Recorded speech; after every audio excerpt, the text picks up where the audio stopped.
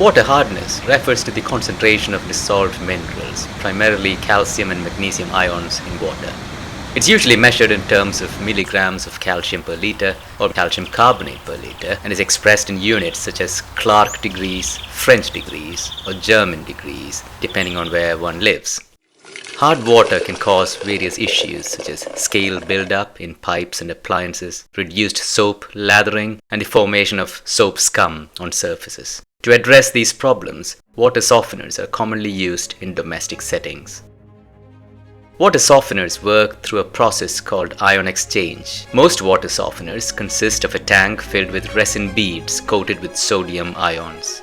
The process typically involves the following steps.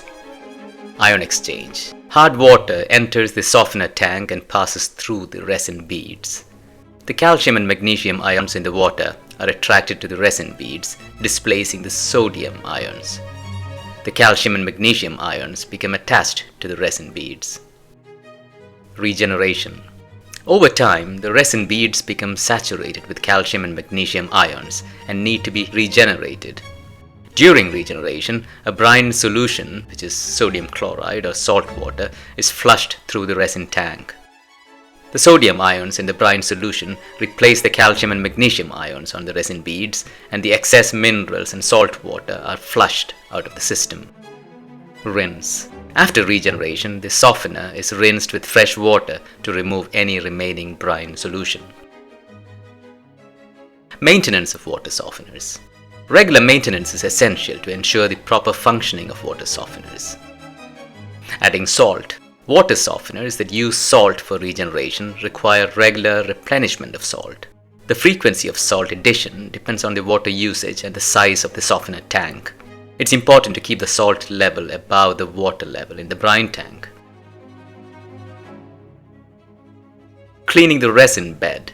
Over time, the resin bed can become fouled with impurities and debris. Periodic cleaning of the resin bed may be necessary, which can be done during regeneration cycles. Checking salt bridges. Sometimes, salt can form a hardened crust called salt bridge at the bottom of the brine tank, preventing proper regeneration. Checking for and breaking up salt bridges periodically is important for the system's effectiveness. Inspecting valves and controls. Regularly check valves, controls, and timers to ensure they are functioning correctly. Replace any damaged or worn out parts promptly. I'm now about to demonstrate how you can perform the annual maintenance by yourself. The first step is to empty the brine tank of all the salt tablets. This could be a painstaking process if you have only just recently filled the brine tank with 25 kilograms of salt. The next step is to remove the sieve at the very bottom.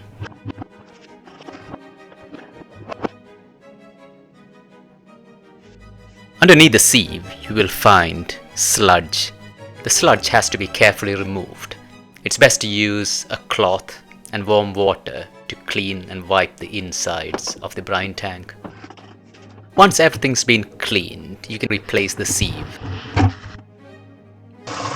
Pour water until it reaches a level about 2 centimeters above the surface of the sieve. Add about 20 salt tablets. Allow 15 minutes for these tablets to dissolve. Perform manual regeneration. The device might take up to 20 minutes to do this.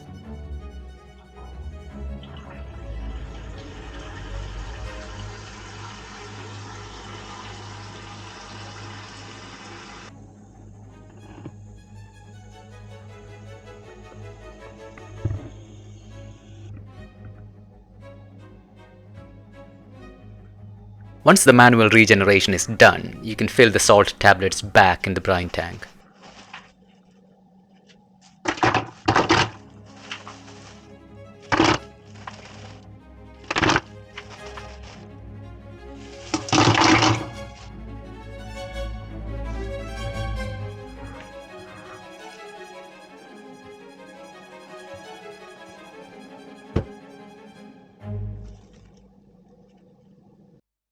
Periodically test the softened water to ensure that the system is working effectively.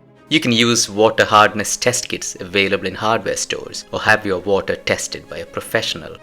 Depending on the model and manufacturer recommendations, professional servicing may be required annually or as needed to maintain optimal performance. By following these maintenance procedures, you can ensure that your water softener continues to provide softened water effectively and efficiently.